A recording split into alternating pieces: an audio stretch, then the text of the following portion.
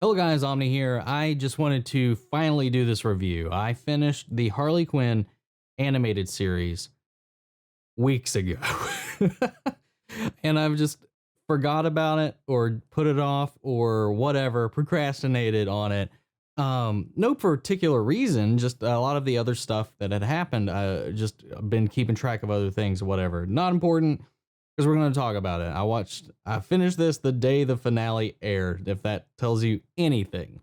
I watched this every Friday since it came out. I haven't talked about it much on the show past the reactions that we've done here about the trailer. I haven't even had the time to cover it on my Stardust. So I feel like I definitely have not got my opinions out about this show as much as I would have liked. This show was a whole lot of fun. I would recommend watching it now for sure, now that it's all out in bulk. And season 2 comes out next month, supposedly, assuming nothing gets delayed with any of that, assuming it's all completely made by now. I feel like that's such a rush because it only ended a couple weeks ago, and we're already getting to season 2 not too far in the near future.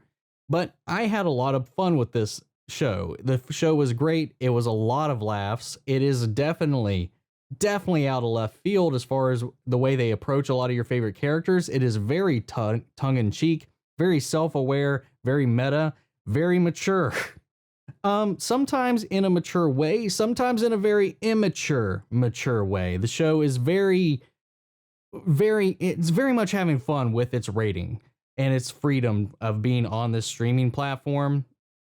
The gore is intense. The contents of which are also really just, I don't know. This show is a trip. I would say this show is an acid trip to watch in some cases. The stretching they do for some of the characters we're familiar with.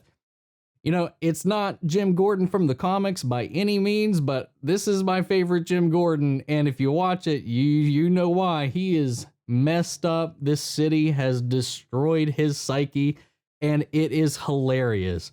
The Joker of Batman's relationship is hilarious. The Justice League is hilarious. Everybody in this is amazing.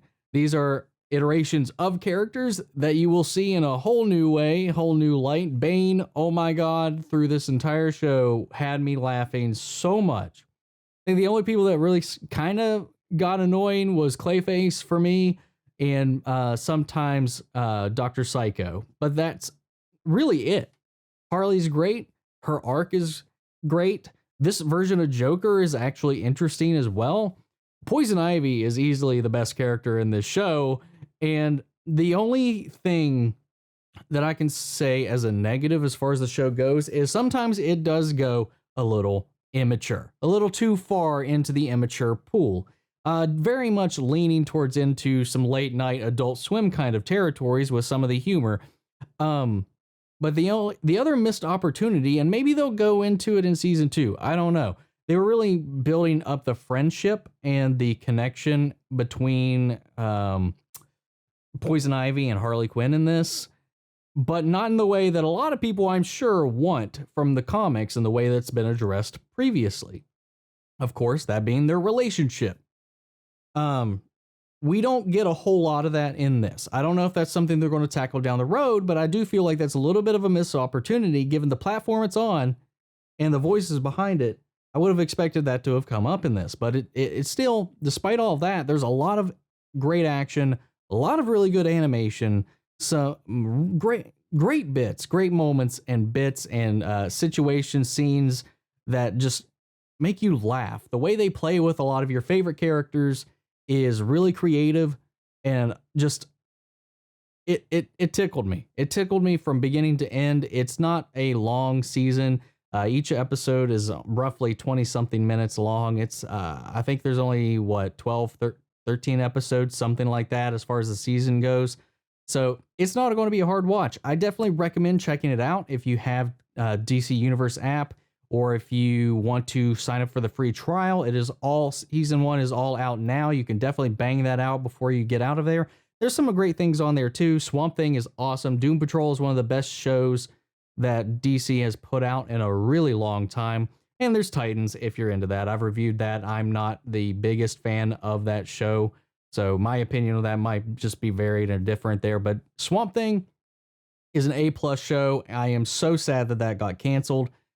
Doom Patrol is solid and fun and wacky if you want something interesting, and definitely something that does not feel like any other comic book show out there. Check out Doom Patrol. Here I am, shilling for DC Universe. I wish they would pay me, but I would do it. I don't know.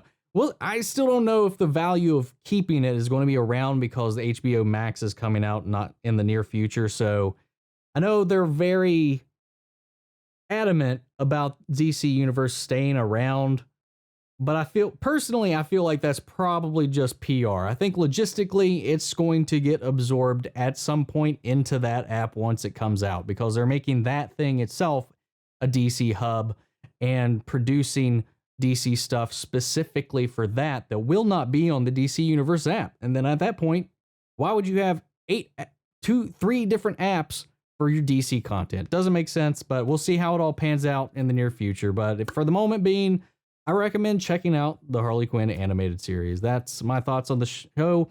I'd love to hear yours. If you've watched it, if you've checked it out, sound off in the comments down below. I'd love to have a conversation after the video. If you guys like this, support the channel by liking, commenting, subscribing, and I will catch you guys in the next video. Take care, everybody, and stay safe out there. It's a little crazy at the moment.